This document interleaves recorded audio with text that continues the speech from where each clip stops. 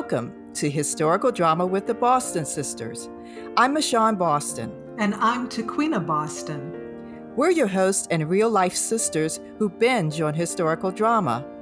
We'll talk about films, fictional adaptations, and dramatic series as windows to the past and mirrors of the present. So fill your teacup or mug with your favorite sip as we explore what's fact, what's fiction, and the so what on historical drama with the Boston Sisters.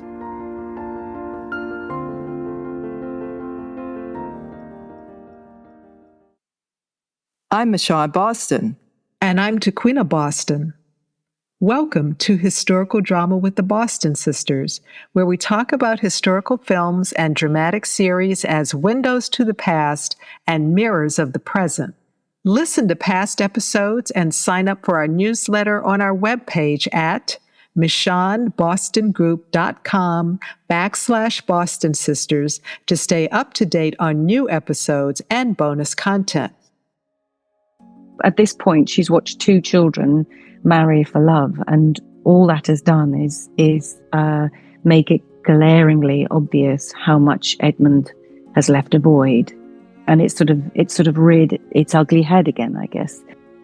In this episode of Historical Drama with the Boston Sisters, we are excited to be in conversation with actor Ruth Gemmell, best known as Lady Violet Bridgerton in the Bridgerton series and the prequel origin story, Queen Charlotte, A Bridgerton Story, from Shonda Rhimes Shondaland, currently streaming on Netflix. Bridgerton is based on the characters in Julia Quinn's series of historical romance novels set in Regency England. Lady Violet is a widowed mother and matriarch of the aristocratic Bridgerton family. Throughout the series, Lady Violet is navigating the marriage market in the town with and for her children. In Season 1, eldest daughter Daphne, the town's diamond, marries Simon, the Duke of Hastings. In Season 2, eldest son Viscount Anthony Bridgerton marries Kate Sharma from India.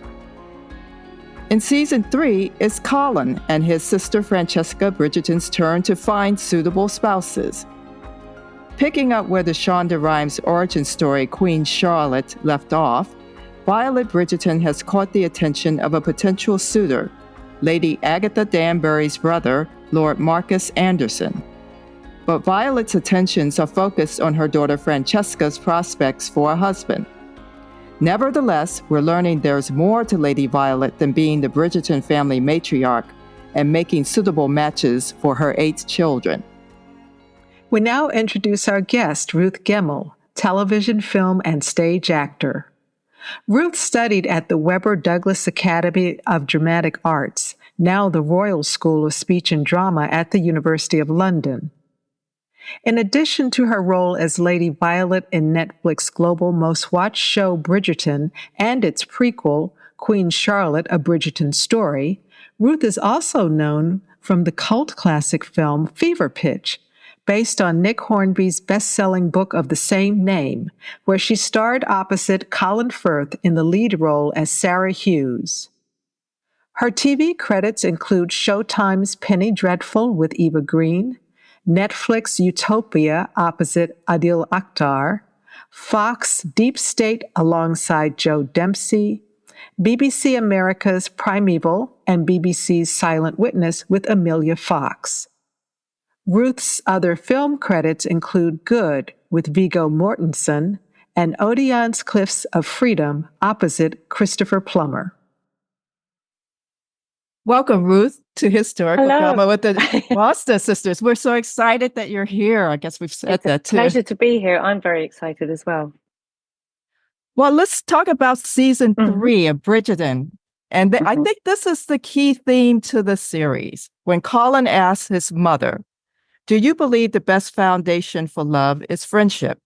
And Lady Violet answers, "It is rare, but you must follow your heart." Do you agree, Ruth, with what Lady Violet said to her son, her answer, that friendship as the foundation for love is rare, and why? I think it can be rare. And the reason that I think that is that it seems that it's human nature to prize other things, anything else other than friendship in a relationship. I think perhaps age makes us aware that a friendship will stand the test of time, that it will help us through adversities, and that it will ultimately bring us closer. But I think sometimes it is rare. I think we all kiss a lot of frogs before we find the right one. If you know what I mean. Yes, warts and all, for sure. And some of those frogs can be very attractive too. Oh no, perfect, lovely.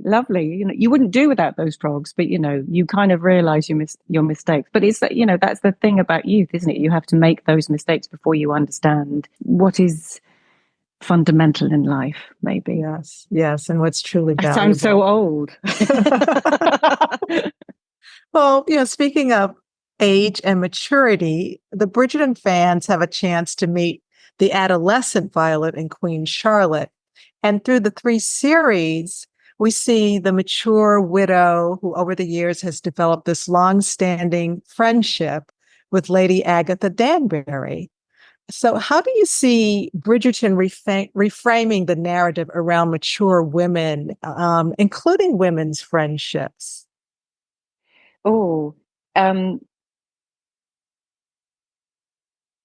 in terms of the younger Violet and the younger Agatha, their friendship is something that we don't see, because clearly Agatha, I can't speak for Adjua, but clearly we see that she is drawn to Violet because of Violet's father. And we can assume that there is a friendship that develops somewhere along the way, or a mutual respect or a love. And I think I myself have always thought that Agatha was a fundamental support when Edmund died, because there is such a close bond with those two. There is really. I think what's really lovely about seeing women of a certain age is that, a bit like the kissing the frogs, we have lived a life, and this is a story. These are stories ultimately about love. And when you've loved and you've lost, and you have something more than just wisdom to impart and enter the conversation with, it's interesting to see. It's interesting to see somebody older with all the frailties and all the mistakes behind them impart wisdom. That's what's interesting to me. It always struck me that if you think of Romeo and Juliet, and I think originally probably those parts were played by older actors, both male at one point, but older actors. And it's always struck me that when they aren't played by older actors and they're played the age they're supposed to be, I've always thought, but you don't know anything about love. It's how I've always thought. So it's quite nice to see women have their say. That's interesting to me. A life lived. Yeah. And there's a love in that friendship as well. Oh, between Agatha and Violet. Yes, absolutely. Yes, without a doubt. And what's lovely is that I really love playing those scenes with Adjua, because we've known each other now. I didn't know Adjua before. I knew of her, and I'd never worked with her before and never met her before. So we've known each other now. It must be about almost 5 years since we started this whole journey. So there's a shorthand that we have now, and the scenes that we have are really poignant, and we both like playing in them. So it's and I hope that friendship kind of comes through on screen. I hope so. Oh, absolutely. Yeah, you're definitely kindred spirits. I see it. Good. You did an interview with Valentina Valentini for Shondaland, and we read it on the website, where you said, "I quite like evil characters." Oh, I do. Yeah, they're quite good fun. A lot of actors say that too. I mean, feel that way, which is kind of interesting to me. But you were also excited about playing Violet, your first good mom. I'm putting that in air quotes. Yeah. tell us about your process for creating Lady Violet as a multidimensional woman, not just a good mom. And what are the layers of Violet that may not be apparent to her children? Ooh. I think I approach all jobs and all characters in the same way. I think I find something that you can identify with, or something that mirrors you in some way. Having said that, I've played an awful lot of murderers and bad mothers, and I have no children. But there is always something in a character that I think you have to not agree with, but identify with in some way. Because if you don't have sympathy for your character, I think it's difficult to make them believable, I guess. So I guess that's my way in. I've never been one for a backstory, and lots of people are, and I think everything is valid. And I certainly work with people who do that. But for me, it's in the words, it's in the lines, and it's written between the lines. Because whatever I can create as a backstory will be different to one that you think is created, to any audience member, to the other person I'm working with. It will always be different. So I rely, I guess, on instinct, but that comes from the lines. And in terms of Violet in Bridgerton, I read all 9 novels. And although we've sort of deviated quite a lot, I think from time to time, we come back to the novel and then we deviate again in these scripts. I've sort of underscored reams of things that people say about Violet, or that I say about them, or how she is with the children, or how she operates with the children, because it's something that I can hook onto, I guess, I think. And then there are, as well, as humans, we're multifaceted, aren't we? And I think grief is something that we all share in one form or another. So it's certainly something I can identify with, and I think other people do as well. So I think that's how I approach a role. Yeah, I think that grief is a lovely undertone in Violet. Yeah. And it gives her a gravitas, even as she's trying to navigate this very kind of superficial world of the time. Yes. Yeah. And speaking of the books, one of the things, the layers that I thought was interesting in the book, Romancing Mr. Bridgerton, which season 3 is based on, is Violet doesn't tell people her age. Let them get. No self-respecting woman should.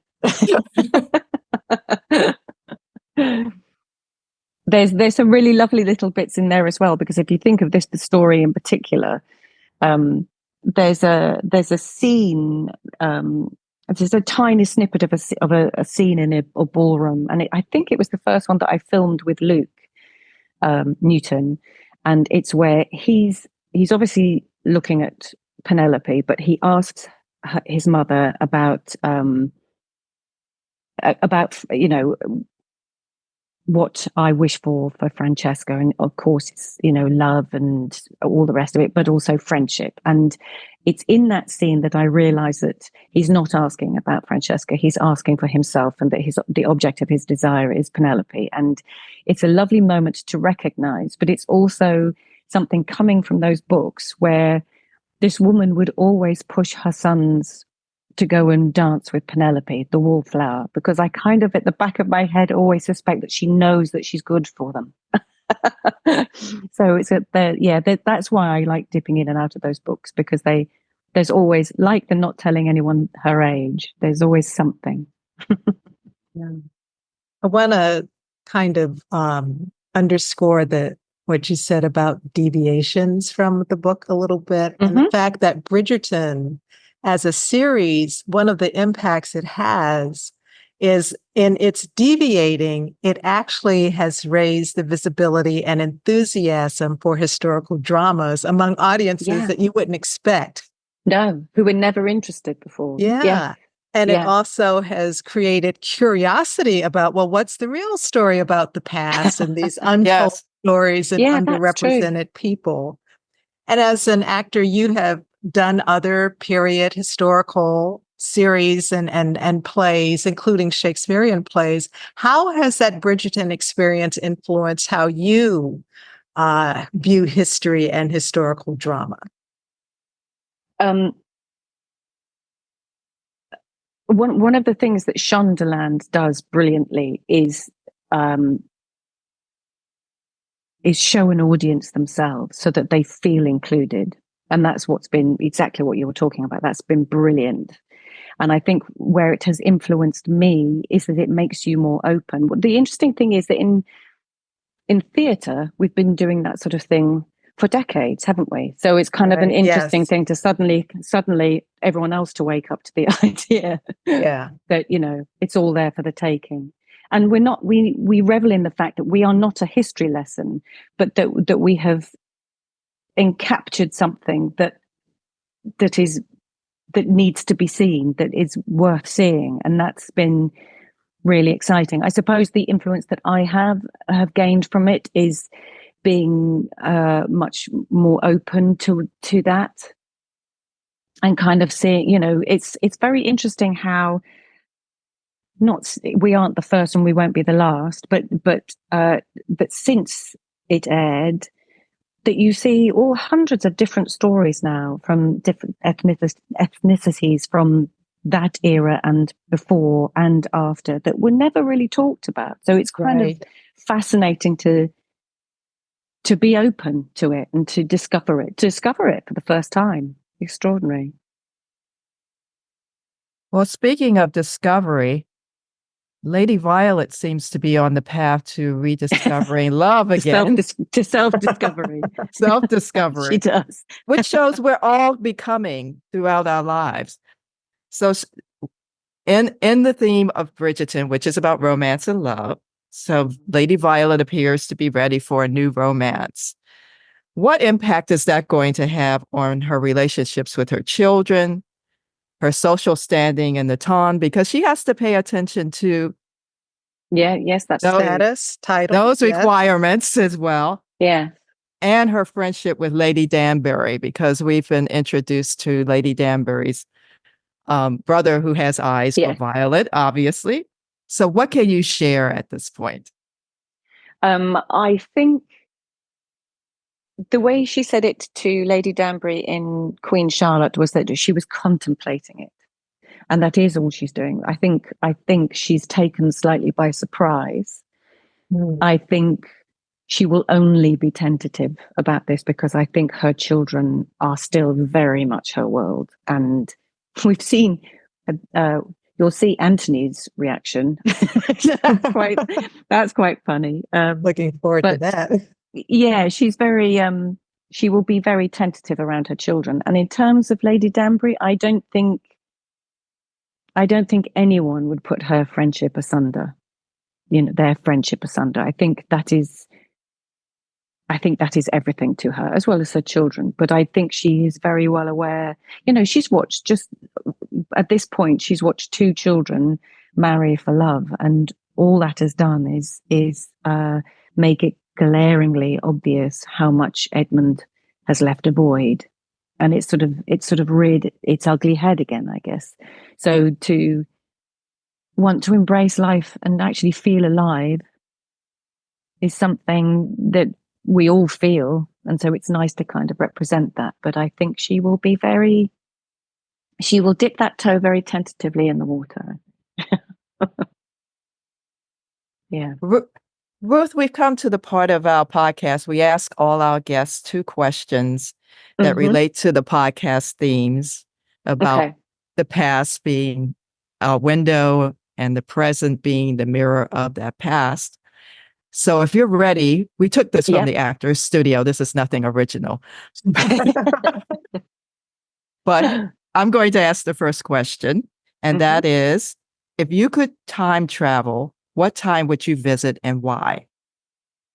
I think the 1940s, which is a kind of a strange one given where you are. Full of unrest as much as we are now. But Yeah. the clothes, pure and simply the clothes. I did a project many years ago now called Home Fires, and Yes. Right. and I saw that. I loved all those clothes. Yeah, and there's another reason that but beautiful, and also probably because there were no mobile phones, which I'm all over. It's interesting too, because I think there are a lot more series now coming out around that period related to World War II specifically. But it seems to be coming into vogue in historical dramas. So the second question involves time capsules. And we always say, well, we're living history in essence. And someday people will look back and kind of, see us as a window and a mirror. But what 3 items would you put in a time capsule that reflect the history you've lived through? Okay. The first one is my wedding dress. So I bought my wedding dress from Brick Lane Market for £60, and it is a white 1940s crepe dress with a kick pleat to the side. Ooh. And it was clearly built for a 19-year-old who was still living on food rationing, and I was a middle-aged woman, so it didn't fit me, but I still bought it. And this particular job, so Home Fires, I asked them for their help, and they altered it. And the one thing they said to me was, whatever you do, don't touch the hem. And the hem was like a huge thing, so you could see the old stitching. And a week before I got married, I re-altered the dress back to its original shape because I didn't like what they'd done. And I touched the hem to reveal a massive tide mark all the way around the dress.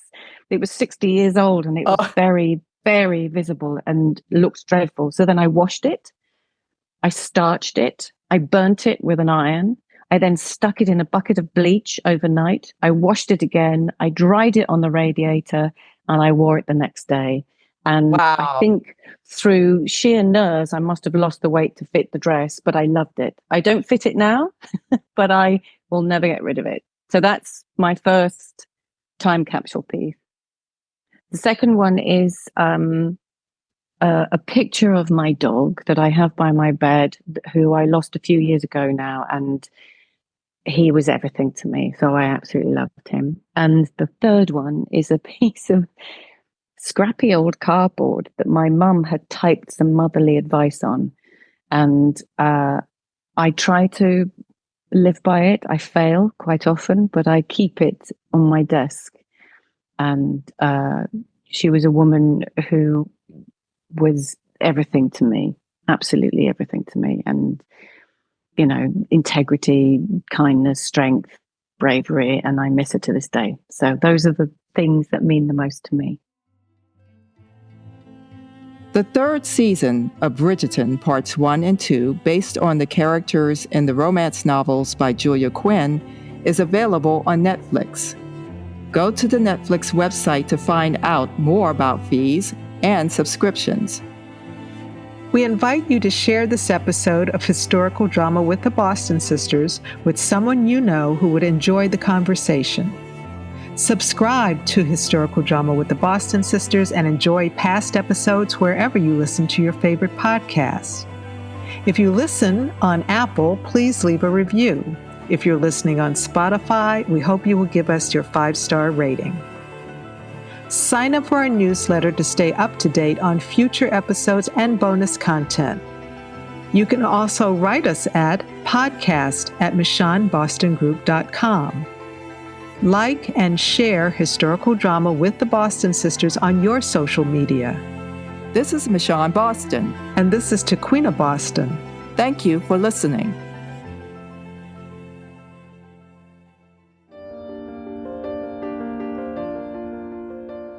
We hope you enjoyed this episode of Historical Drama with the Boston Sisters, a podcast about historical films and series dramas.